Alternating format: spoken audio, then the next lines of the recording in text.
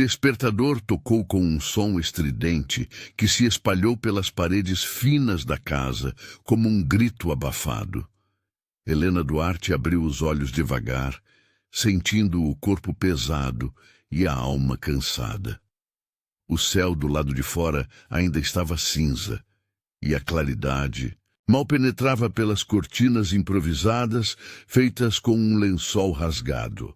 Ao seu lado, Gabriel e Luísa dormiam juntos, aninhados sob um cobertor ralo. A respiração tranquila dos filhos era a única coisa que ainda a mantinha em pé.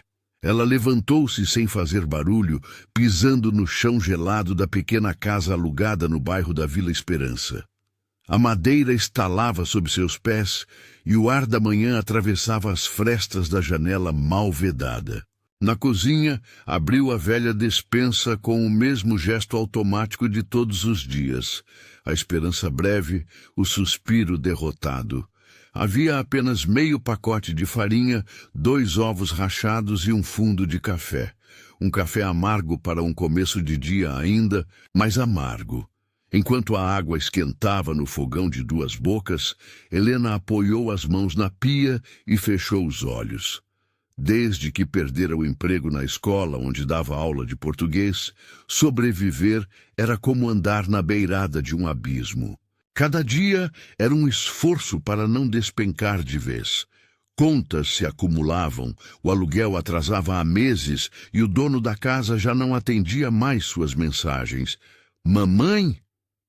A voz sonolenta de Luísa a despertou de seus pensamentos. A menina, de cabelos bagunçados e olhos grandes, arrastava seu ursinho pela mão. Gabriel veio logo atrás, coçando os olhos com a camiseta surrada virada do avesso. Eles não sabiam da gravidade das coisas. Para eles, ainda era só mais um dia comum. Helena sorriu, apesar do nó na garganta. Bom dia, meus amores. Dormiram bem? A gente pode ir no parquinho hoje? Gabriel perguntou esperançoso. A inocência na pergunta doía como ferro em brasa. O parque ficava longe, e ela mal tinha forças para ir até a esquina. Helena se abaixou, passando a mão no cabelo dos dois. Se a gente terminar tudo cedo, a gente vê isso. Tá bom? Eles assentiram animados. Para eles, a presença da mãe bastava, e isso a partia por dentro, porque ela sentia que não bastava mais nem para si mesma.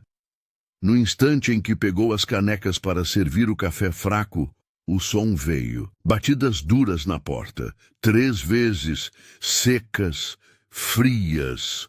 O coração de Helena disparou. Ela sabia. Não precisava abrir para entender. Ainda assim, caminhou até a porta como quem caminha para o cadafalso. Do outro lado, um homem alto, engravatado, com uma pasta preta debaixo do braço. Sem emoção, apenas estendeu um envelope pardo. Helena Duarte? Sim. Esta é sua notificação de despejo. A senhora tem até o final do mês para desocupar o imóvel. O mundo parou. As palavras ecoaram dentro da cabeça dela como um grito em câmara lenta. O papel em suas mãos parecia ter o peso de uma rocha. As pernas falharam por um instante, mas ela permaneceu de pé por orgulho, por medo, por necessidade. Quando fechou a porta, Gabriel e Luísa estavam no chão, brincando com as tampas de panela como se nada tivesse acontecido. E talvez fosse melhor assim. Ela abriu o envelope com os dedos trêmulos.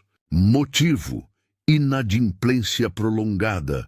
Ordem: irrevogável. Irrevogável. A palavra pareceu cuspida com desprezo. Engoliu seco, engoliu a dor e com ela a vontade de sumir. Sabia o que aquilo significava. Ou melhor, sabia quem estava por trás daquilo.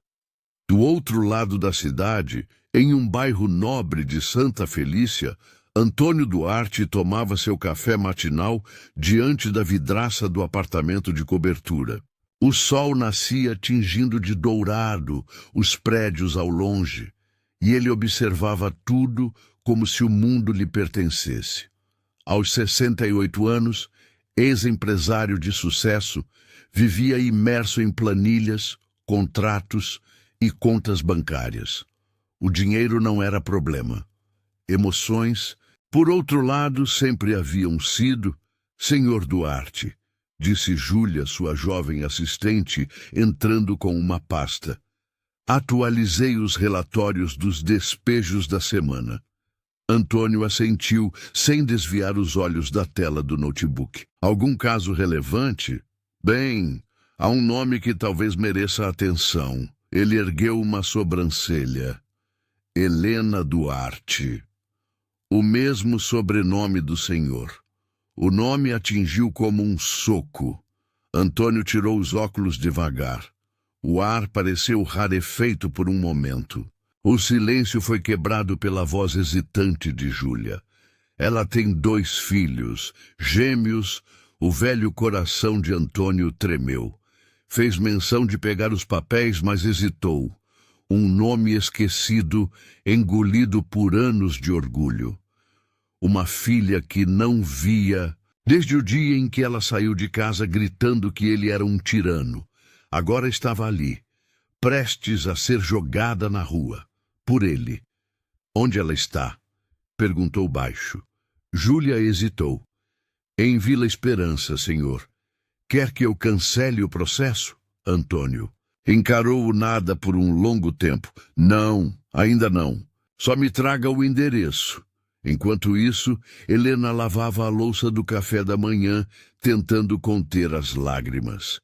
Não sabia como contaria às crianças. O abrigo municipal era sua única opção. Mas como criar 2 filhos pequenos em um lugar como aquele? Mãe! Gabriel puxou sua blusa com delicadeza. A gente fez alguma coisa errada? A pergunta fez o chão sumir sob seus pés. Helena se ajoelhou e abraçou os 2 com força. Não, eles não tinham culpa. O mundo era cruel, mas eles não. Eles eram tudo. Ela precisava encontrar uma saída. E contra tudo que prometera a si mesma, talvez tivesse que encarar o passado que jurou esquecer. O sol já havia subido no céu cinzento de Santa Felícia quando Helena sentou-se diante da pequena mesa improvisada na cozinha. Ao redor, os sinais do cansaço eram visíveis. Uma panela com arroz queimado da noite anterior, roupas dobradas em uma pilha sobre a cadeira, brinquedos amontoados num canto. Ela encarava o celular nas mãos, a tela trincada refletindo sua própria hesitação. Procurava emprego desde antes do despejo. Mas agora, com prazo contado, era uma corrida contra o tempo. O dedo percorria os anúncios online com pressa e ansiedade. Vaga para atendente de padaria, experiência mínima exigida. Faxineira, bairro Central, início imediato. Babá, disponibilidade total. Cada opção parecia um muro. Nada pagava o suficiente. Nada permitia conciliar com os cuidados das crianças. E nada trazia segurança. Ainda assim, anotou os contatos um por um, como quem coleciona possibilidades que talvez nunca se concretizem. Do outro lado da sala, Gabriel e Luísa coloriam folhas de papel com lápis de cor gastos. Helena os observava em silêncio. Uma dor silenciosa corroendo seu peito. Sabia que não conseguiria manter aquilo por muito mais tempo. Se o abrigo fosse a única opção, que ao menos as crianças não percebessem a gravidade da mudança. Mas como esconder o fim quando ele bate à porta? Foi então que uma ideia a atravessou como uma lâmina. Havia um nome no contrato de aluguel. Um nome que ela evitava pronunciar há quase 2 décadas. Antônio Duarte, seu pai. O mesmo que a Expulsou de casa quando ela tinha apenas 17 anos, grávida de um homem que ele nunca aceitou. Helena se lembrou da última conversa. Gritos, portas batendo, a ameaça de nunca mais pisar ali. Ela nunca voltou. E ele nunca procurou. Mas agora, ele estava despejando sua própria filha. Sem saber, ou sabia e não se importava. Eu não posso, murmurou quase sem voz. Ela se levantou num impulso. Pegou o celular novamente. Abriu o site da empresa Grupo Duarte Patrimonial. O nome dele estampado no topo da tela. Um império de imóveis, contratos e empreendimentos. Helena apertou os olhos. E antes que a razão a impedisse, digitou o número do escritório. Grupo Duarte, bom dia, disse uma voz jovem e gentil do outro lado. Como posso ajudar, Helena? Engoliu seco. Eu preciso falar com o senhor Antônio Duarte. Houve uma pausa, um ruído de digitação. Nome da senhora? Helena. Helena Duarte.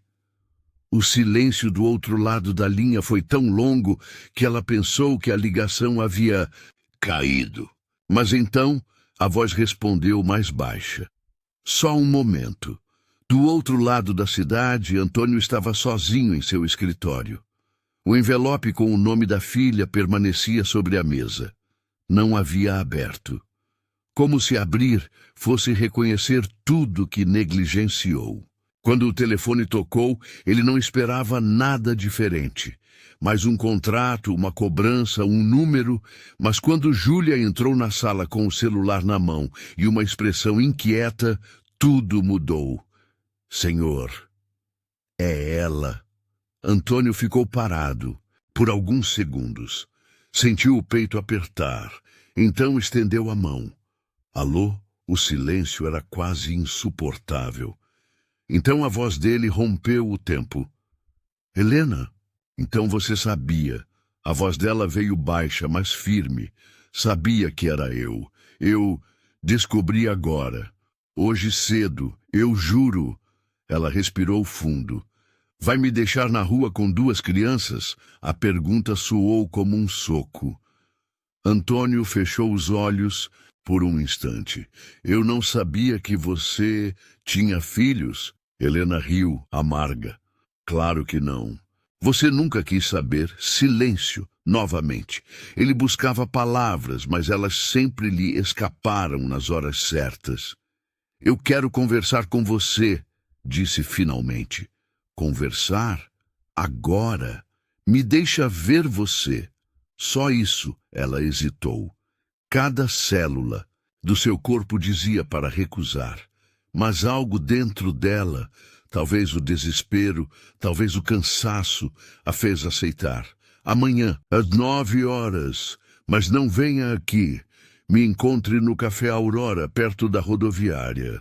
Estarei lá. Ela desligou antes que ele dissesse qualquer outra coisa. Na manhã seguinte, Helena usava sua blusa mais sóbria e amarrou os cabelos em um coque apressado. O Café Aurora era modesto, frequentado por caminhoneiros e trabalhadores da região. Não era o lugar onde um ex-empresário de renome costumava ser visto, e por isso mesmo ela o escolheu. Antônio chegou pontualmente, de terno escuro e expressão fechada. Quando viu a filha, quase não a reconheceu. Ela estava diferente, mais forte, mais magra, mais ferida. Helena não se levantou. Apenas apontou a cadeira à sua frente. Fala o que tem que falar e vai embora. Ele sentou-se em silêncio. Por alguns segundos ficou apenas observando-a. Aquela era sua filha, aquela que ele deixou partir. Eu não soube como procurar você, depois do que aconteceu. Sua voz era tensa. Eu errei. Não, você escolheu, me escolheu para apagar da sua vida. Eu tinha medo e orgulho e fui fraco. Helena olhou para ele com olhos marejados. Queria odiá-lo. Mas a dor era tanta que até o ódio parecia cansado. Eu não preciso de você, nunca precisei, mas agora minhas crianças vão ser jogadas na rua e eu não posso deixar isso acontecer. Antônio assentiu devagar. Não tentou se justificar, não tentou negociar. Me deixa ajudar. E por que eu deveria confiar? Ele não soube responder. Ela abaixou os olhos. Por fim, disse: se for me ajudar, que seja com dignidade, sem caridade, sem controle. Um acordo justo. Ele disse como se fosse a única linguagem que ainda soubesse falar. Naquela manhã, em meio ao aroma fraco de café e sons de passos apressados, pai e filha deram um passo. Um só. Mas diferente de todos, os anteriores. E Helena, pela primeira vez, sentiu que a vida talvez estivesse disposta a ouvir. Helena saiu do Café Aurora com o corpo leve, mas o coração em ruínas. A conversa com Antônio fora contida, quase fria, como duas estátuas tentando se mover sem quebrar. Ela ainda não confiava nele, não podia confiar, mas havia aceitado. A proposta, um acordo formal, um aluguel simbólico em um apartamento pequeno, em um bairro melhor. Não era favor, era necessidade. Naquela noite, deitada entre os filhos no colchão velho, Helena ficou olhando o teto da casa úmida. Luísa e Gabriel dormiam tranquilos, sem saber que estavam prestes a deixar aquele lugar. O quarto mal iluminado, os sons distantes de sirenes e brigas nas ruas, o cheiro de mofo nas paredes, tudo aquilo iria embora. E ainda assim, ela sentia um aperto no peito.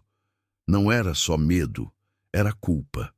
Aceitar a ajuda do homem que a expulsou era quase uma traição contra tudo que ela prometeu a si mesma. Mas o mundo não dava escolha a quem já perdeu tudo. Enquanto isso, na cobertura luxuosa do outro lado da cidade, Antônio encarava uma foto antiga sobre a lareira. Nela, Helena era uma menina de 10 anos, com as mãos cheias de tinta e um sorriso ausente. A mãe dela, Elisa, tirara aquela foto antes de morrer, em um acidente de carro que Antônio jamais superou. Talvez tenha começado ali a distância entre ele e a filha.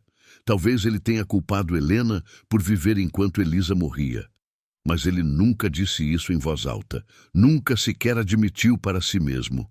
Está tarde, Sr. Duarte, disse Júlia, entrando na sala.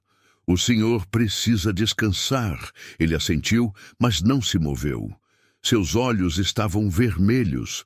Júlia notou o envelope sobre a mesa com os dados de Helena e dos netos. 2 crianças que ele não conhecia, mas que agora tinham um lugar em seu peito que ele nem sabia que existia. Júlia, eu errei, ele disse quase em sussurro. E o senhor quer consertar? Se ainda for possível. Na manhã seguinte, Helena levou os filhos para conhecer o novo apartamento. Era simples, mas digno. 2 quartos, um banheiro limpo, paredes brancas, janelas largas. As crianças correram pelos cômodos vazios com olhos encantados. É aqui que a gente vai morar, mamãe? Perguntou Luísa, girando no quarto que seria das 2. Helena assentiu, forçando um sorriso. É, meus amores, nosso novo lar. Gabriel apontou para a varanda pequena. Daqui dá para ver o céu, inteirinho. Helena deixou escapar uma risada. Era esse tipo de coisa que os filhos viam. Céu, espaço, chão limpo. Não sabiam do peso que ela carregava nas costas. Mais tarde, enquanto desencaixotava os poucos pertences que tinham, recebeu uma mensagem inesperada. Era Júlia, a secretária de Antônio. Boa tarde, dona Helena. O Sr. Duarte gostaria de convidá-la para um almoço de boas-vindas neste sábado, com as crianças, se desejar. Ele insiste que não é formal. Helena ficou imóvel diante da tela. Seu instinto gritou não, mas as vozes de Gabriel e Luísa, rindo no novo quarto, abafaram esse grito. Ela respondeu após longos minutos. Tudo bem, Iremos. No sábado, a tensão era palpável. Helena vestiu-se com o que tinha de melhor. Uma blusa azul clara, calça jeans escura e o colar que ganhara de sua mãe antes do acidente. As crianças estavam limpas, empolgadas, sem entender direito o que acontecia. Quando chegaram ao restaurante, indicado, Antônio já os aguardava, sentado com um leve sorriso no rosto. Gabriel, Luísa. Ele disse abrindo os braços como se fosse natural. As crianças o observaram por um instante, desconfiadas, até que Gabriel se aproximou. Você é o vovô, né? Antônio assentiu com olhos marejados. É, sou eu. A reação das crianças foi imediata. Luísa sorriu, tímida. Gabriel apenas puxou uma cadeira ao lado dele. Helena, por outro lado, permaneceu em pé. Ainda não entendi o que você quer com isso tudo. Não acredito que seja só por arrependimento. Antônio a olhou com um misto de dor e orgulho ferido. Quero conhecer meus netos. E dá-se entender se ainda posso ser parte da sua vida. Ela riu sem humor. Parte da minha vida, depois de 20 anos. Eu não estou pedindo perdão agora. Só estou pedindo um pouco de tempo. Helena respirou fundo. Naquele instante, viu algo nos olhos do pai que não via desde que era adolescente. Fragilidade. Talvez fosse isso que mais a assustava. Ele não era mais o homem inatingível de antes. Estava velho. Estava tentando. Durante o almoço, os filhos riam com coisas simples. O suco de morango, as batatinhas fritas, a sobremesa colorida. Antônio ouvia. Fazia perguntas. E quando Gabriel contou que queria ser astronauta, ele não riu. Apenas disse: então vamos arrumar livros sobre o espaço. Helena não disse nada. Mas por dentro algo se mexeu. Mais tarde, ao chegarem em casa, Gabriel falou antes de dormir. Mamãe, o vovô é sério, mas acho que ele gosta da gente. Helena respondeu apenas com um beijo na testa. Sentou-se na sala em silêncio. E então chorou, porque parte dela queria acreditar, queria baixar a guarda, queria uma chance de recomeçar, mas a cicatriz ainda estava ali, bem viva, e quando ela achava que tudo tinha se acalmado, a campainha tocou. Era Miguel, o vizinho do apartamento. Ao lado, um senhor de cabelos brancos e voz rouca, sempre com um jornal debaixo do braço. Só vim dar as boas-vindas. Trouxe um bolo de fubá. As crianças vão gostar. Helena sorriu, surpresa. Obrigada. Que gentileza. Miguel a olhou com olhos cansados, mas ternos. Gentileza é o que a vida nos deve quando ela já nos feriu demais. Não se acanhe de aceitar quando ela vem bater à porta. E naquela noite, pela primeira vez em muito tempo, Helena sentiu que talvez, só talvez, o mundo estivesse lhe devolvendo um pouco do que tirou. O novo apartamento já não parecia um lugar estranho. Em menos de uma semana, Helena transformou o espaço em um lar. Cortinas leves nas janelas, desenhos das crianças presos com fita adesiva nas paredes e o cheirinho de café fresco, todas as manhãs, traziam um calor discreto àquele ambiente antes impessoal. Era como se a casa estivesse finalmente respirando com elas dentro. Gabriel e Luísa haviam se adaptado rapidamente. Brincavam no pátio do condomínio com outras crianças, riam mais alto, dormiam melhor. Tudo parecia florescer, tudo, exceto a alma de Helena. Por mais que tentasse, ela não conseguia dormir em paz. Sempre acordava no meio da noite, suada, com o coração acelerado. Às vezes sonhava com sua mãe, outras vezes com o dia em que foi expulsa. O grito do pai ecoava como um trovão antigo. Enquanto morar nesta casa, vai seguir minhas regras. Se não aceita, vai embora. E ela foi, grávida, sem nada, sem ninguém. Certa noite, após colocar os filhos na cama, Helena encontrou-se com Miguel no corredor do prédio. Ele estava sentado em uma cadeira de madeira, lendo um livro antigo. Não consegue dormir também? Perguntou ele, sem tirar os olhos da página. Helena deu um sorriso sem graça e se encostou na parede. Parece que o silêncio agora é mais barulhento do que antes. Miguel fechou o livro devagar.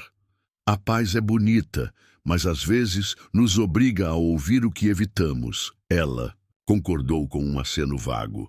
Eu não sei se estou fazendo a coisa certa, Miguel. Em relação a quê? Aceitar ajuda de alguém que me machucou tanto. Ele está tentando mudar, eu acho. Mas e se for só culpa? E se ele só quiser se sentir menos horrível?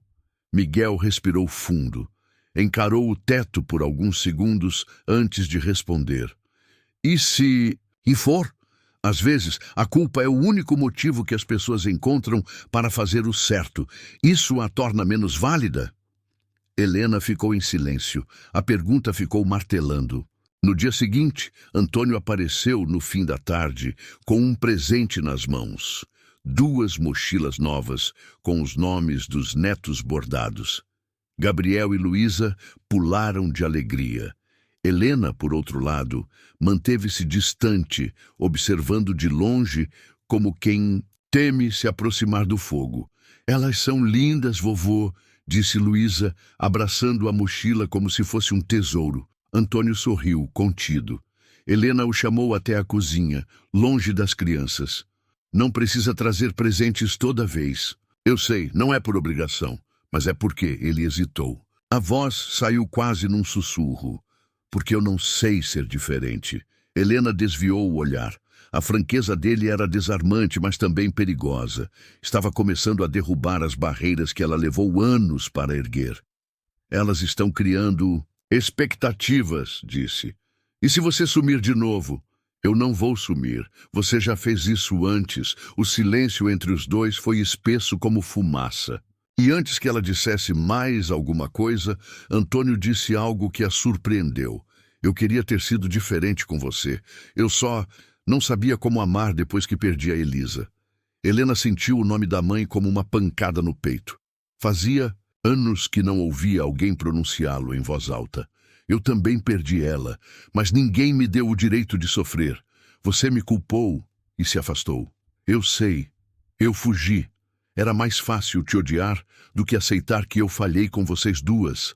Helena respirou fundo. O coração apertava. Estava cansada de carregar rancor. Mas soltar aquilo era como abrir uma ferida antiga e deixar o sangue correr de novo. Naquela noite, depois que Antônio foi embora, ela chorou baixinho, sentada no chão da sala. Gabriel apareceu com os olhos ainda sonolentos. Mamãe, você tá triste? Ela sorriu fraco e puxou o menino para um abraço. Tô tentando ficar bem, filho. Só isso. Ele encostou a cabeça no peito dela. A gente tá feliz aqui, com o vovô também. Helena fechou os olhos. Era por eles que ela precisava tentar. Mas no dia seguinte tudo estremeceu. No meio da tarde, ela recebeu uma ligação do setor de recursos humanos da empresa onde trabalhava. Helena, é a Fernanda. A gente precisa conversar sobre a sua permanência aqui. Ela gelou. Aconteceu alguma coisa? É um procedimento padrão, mas envolve questões de recomendação. Na mesma hora, ela soube. Antônio estava por trás. Na reunião, a diretora do RH foi cuidadosa com as palavras, mas o recado estava claro. O seu nome foi incluído em um programa interno de progressão acelerada, por decisão da presidência. Helena saiu da sala, com o estômago revirado. Não era promoção, era interferência. Horas depois encontrou-se com Antônio no estacionamento. Você fez isso? Ele não fingiu surpresa. Eu sugeri sim, mas foi por mérito. Daniel te elogiou. Eu não pedi. Para subir mais rápido. Não quero privilégios. Não é privilégio. É reconhecimento. Não. É controle disfarçado. Os olhos dela brilhavam de raiva e dor. Eu aceitei sua ajuda para dar uma vida melhor para os meus filhos, não para você voltar a decidir minha vida. Antônio ficou em silêncio. Pela primeira vez, sentiu que poderia perdê-la de novo. Não como filha, mas como alguém que talvez estivesse começando a perdoá-lo. Helena virou as costas. Eu estou tentando, pai. Mas você ainda não entendeu. Me deixar livre é a única forma de me manter por perto. E pela primeira vez, Antônio entendeu o que era amar alguém sem tentar consertar. Aquela noite chegou com um peso diferente. Helena não conseguiu dormir. O que antes parecia um recomeço, agora soava como uma armadilha disfarçada de gentileza. Ela queria confiar, queria acreditar que o pai realmente mudara, mas algo dentro dela gritava. Era só mais uma forma de controle. Ela passou horas sentada à mesa da cozinha, sem comer, sem se mover. O apartamento estava escuro, exceto pela luz fraca da rua que entrava pela janela. As crianças dormiam. O silêncio era espesso. E então, sem aviso, ela se levantou e começou a escrever. Escreveu como quem sangra pelas palavras. Colocou tudo em uma carta. Tudo o que nunca disse, tudo o que sempre carregou. No dia seguinte, deixou a carta com Miguel, o vizinho, e saiu. Precisava de ar, precisava pensar. Andou pela cidade sem rumo até que parou em frente à escola pública do bairro. Sentou-se no banco da praça em frente, vendo as crianças no recreio. Era ali que queria ver Gabriel e Luísa em breve, livres, seguros, com o futuro em mãos. Mas será que conseguiria fazer isso sozinha? Enquanto isso, na empresa, Antônio estava inquieto. O telefone tocou, mas ele não atendeu. Passava os olhos pela tela do computador sem enxergar nada.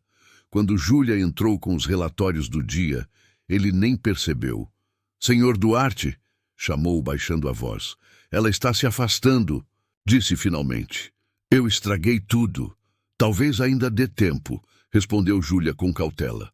"Mas o senhor precisa parar de tentar resolver tudo como quem administra um contrato. Ela não é uma planilha. É sua filha." Aquelas palavras ecoaram como um tapa. Pela primeira vez, Antônio abaixou os olhos, derrotado. Eu só queria fazer certo dessa vez. Naquela tarde, Helena voltou ao prédio decidida. Subiu as escadas, abriu a porta do apartamento e encontrou Gabriel chorando na sala. Luísa estava sentada no chão com o joelho ralado. "O que aconteceu?" "A Luísa caiu no parquinho. Eu chamei o vovô, mas ele não veio." Helena sentiu um aperto no peito. Sabia que não era culpa dele, mas o que importava agora era a sensação que ficou nos olhos do filho. Abandono. Pegou a filha no colo, limpou o machucado e os abraçou. Ficaram, os três ali, no chão, sem dizer uma palavra.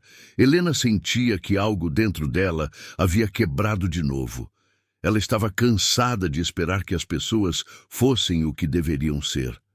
Na manhã seguinte, Miguel apareceu à porta, com a carta nas mãos. Não havia lido, claro, mas seus olhos diziam que ele sabia o peso daquelas palavras. "Tem certeza de que quer que eu entregue isso?" Helena assentiu, sem hesitar. "Eu não posso mais viver presa a um passado que insiste em repetir. Se ele quiser mesmo fazer parte da vida das crianças, vai ter que entender o que me matou por dentro. Vai ter que ler." E ele leu. Horas depois, Antônio estava trancado em seu escritório. Os papéis da empresa empilhados sobre a mesa pareciam irrelevantes. Diante dele, a carta de Helena, escrita à mão, com linhas tortas e marcas de lágrima. A cada parágrafo, um soco. A cada frase, uma ferida reaberta. "Eu aprendi a andar sem olhar para trás porque você nunca me deu a chance de voltar. Quando a mamãe morreu, você morreu com ela. Só que eu continuei viva e tive que sobreviver sozinha. Você me expulsou por amar alguém que você não aprovava. E quando esse alguém morreu, você sequer quis saber como eu fiquei. Não me procure mais, se for para continuar tratando o amor como um acordo de cláusulas. Aqui, pai, o amor não se assina, se sente." Ele fechou os olhos, apertando o papel entre os dedos. Chorou em silêncio. Pela primeira vez chorou de verdade. Chorou pela mulher que perdeu, pela filha que feriu, pelo neto que chorava por ele e pela neta que caiu sem que ele estivesse lá.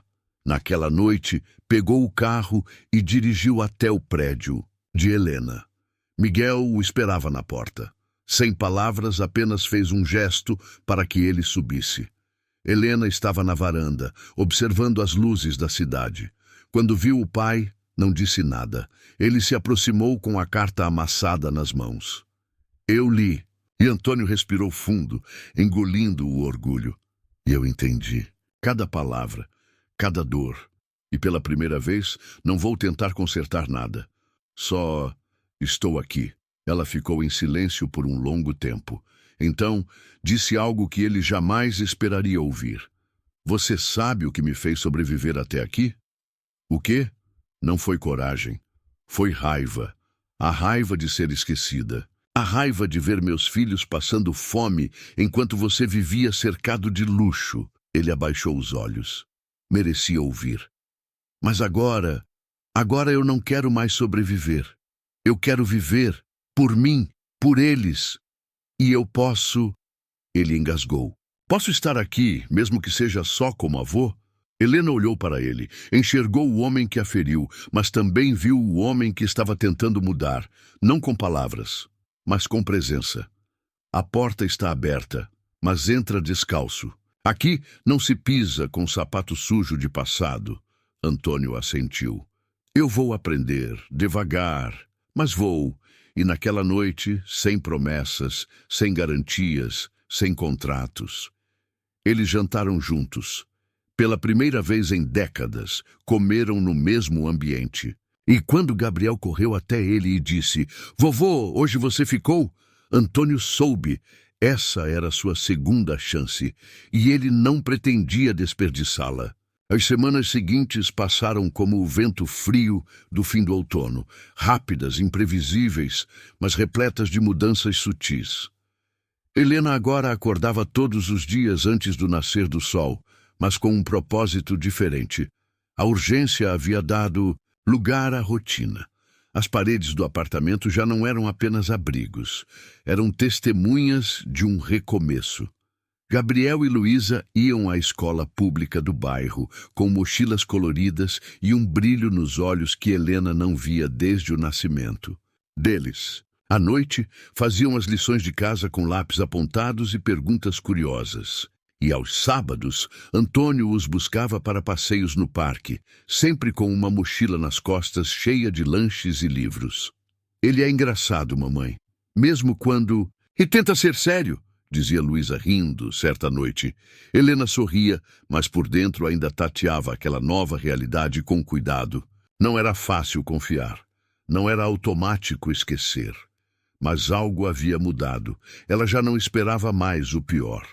Agora observava.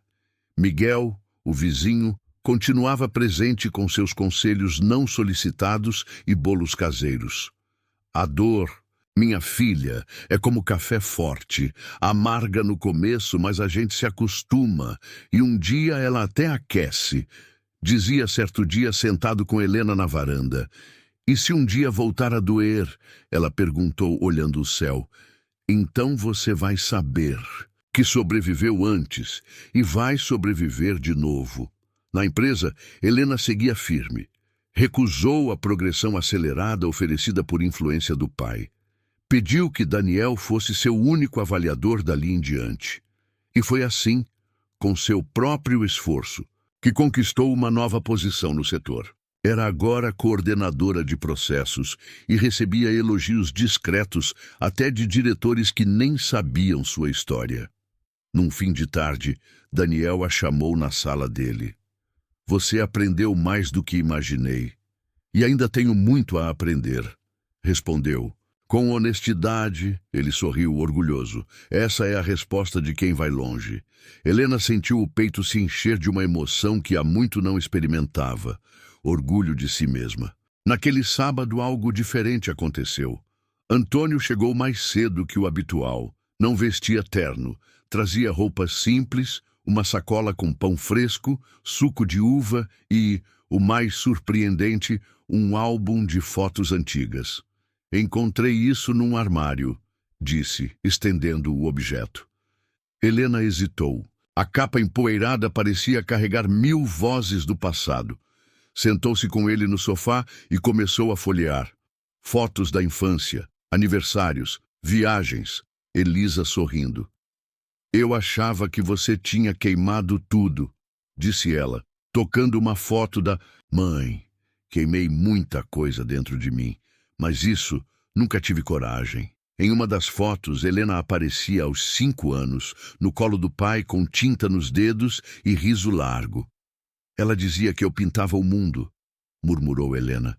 Antônio concordou, com um leve aceno. E você ainda pinta, só que agora com coragem. Gabriel e Luísa apareceram correndo da cozinha. Vovô, posso te mostrar a poesia que fiz? Eu também, disse Luísa, empolgada. Antônio abriu os braços e os dois pularam no colo dele, rindo. Me mostrem tudo, disse ele sincero, como se cada rabisco fosse um tesouro. Helena os observou de longe com os olhos marejados. Não pela dor, mas pelo que estava nascendo, pela presença, pela constância. Naquela noite, ao deitar-se entre os filhos, Helena sentiu algo diferente. Pela primeira vez em anos, o silêncio não era vazio.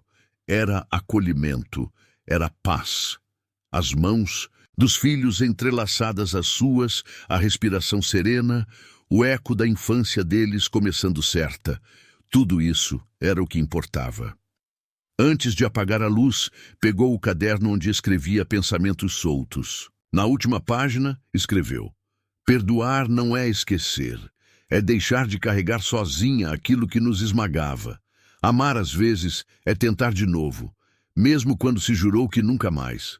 Hoje, eu escolho recomeçar, com um pouco de medo, mas com muita verdade. E fechou o caderno com um sorriso leve. 3 meses depois, no jardim da escola pública, uma pequena exposição de desenhos infantis decorava os muros. Gabriel e Luísa seguravam as mãos de Antônio, que exibia um sorriso contido, mas sincero. Helena se aproximou com um copo de café em mãos e se posicionou ao lado deles. Sem palavras, apenas presença. É esse aqui, vovô, gritou Gabriel, apontando um desenho. 3 figuras de mãos dadas, um sol grande, um coração no meio e uma frase: família é quem fica. Antônio ficou em silêncio. Helena olhou para ele. E pela primeira vez soube que ele realmente ficaria. A vida não voltaria ao que era. Mas agora tinha recomeçado. O tempo, esse velho escultor de cicatrizes, havia passado com leveza depois da tempestade. A rotina que antes esmagava Helena agora se tornara sua aliada. Não por ter se tornado fácil, mas por já não carregar o desespero constante de estar à beira de um colapso. Nas manhãs, o cheiro de pão fresco e café invadia a cozinha iluminada, e as mochilas das crianças estavam sempre prontas na noite anterior. O uniforme escolar de Gabriel e Luísa já não era só tecido, era símbolo de dignidade. Eles tinham cadernos novos, lancheiras organizadas e sorrisos mais longos. Helena dividia suas horas entre o trabalho e o lar. No setor administrativo da empresa, agora liderava uma pequena equipe com responsabilidade e firmeza. Daniel, o supervisor que acreditou nela desde o início, tornara-se um parceiro de confiança.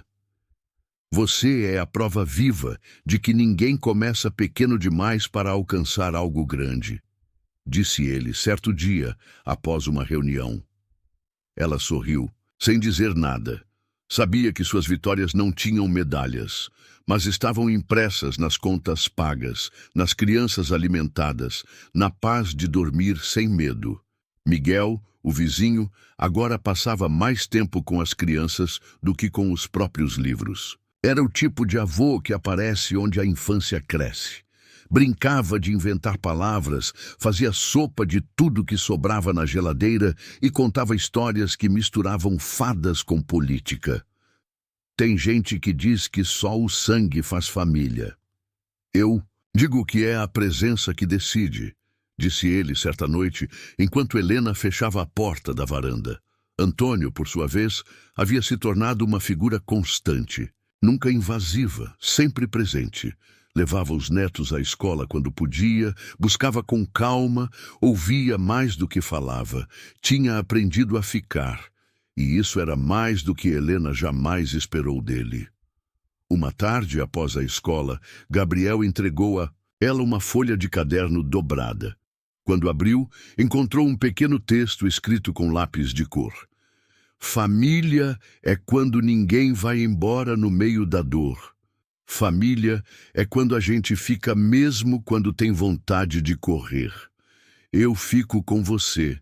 Mamãe, e agora o vovô também. Ela leu em silêncio, os olhos ardendo. Não disse nada, mas naquela noite deixou que Antônio colocasse as crianças na cama. Ele contou uma história inventada, atrapalhada, cheia de pausas e tropeços. Mas Luísa riu. Gabriel fechou os olhos, sorrindo. Helena, encostada no batente da porta, apenas observou e entendeu. Ficar dá mais trabalho do que partir. Mas é o que cura. Dias depois, na empresa, houve uma pequena cerimônia informal. Helena foi homenageada pela equipe, não com faixas ou discursos, mas com uma simples carta assinada por todos. Uma das frases dizia: "Você não comanda, você conduz." Na volta para casa, Eduardo, o porteiro noturno, a cumprimentou com um sorriso. "Sabe, dona Helena, a senhora tem um jeito calmo de vencer." Ela agradeceu com um aceno. Mas, por dentro, sentiu a frase ecoar. Porque sim, ela tinha vencido. Não com gritos, não com sorte, mas com persistência. Naquela noite, na varanda iluminada apenas pela lua, Helena escreveu a última página de seu velho caderno. Um dia, eu fugi do silêncio porque ele gritava as dores que eu não queria ouvir. Hoje eu o recebo com chá, cobertor e um canto da casa, porque agora ele não pesa, ele abraça. E eu aprendi a abraçar de volta. Ela fechou o caderno com a serenidade de quem não precisa mais correr. Olhou para dentro da sala, onde Gabriel e Luísa brincavam rindo alto, e viu Antônio sentado no chão com eles, montando um quebra-cabeça de 1000 peças. Sim, o mundo ainda era difícil. Mas agora, ela não carregava mais tudo sozinha. Nem todo recomeço é um novo começo. Às vezes, é só o fim do medo de continuar.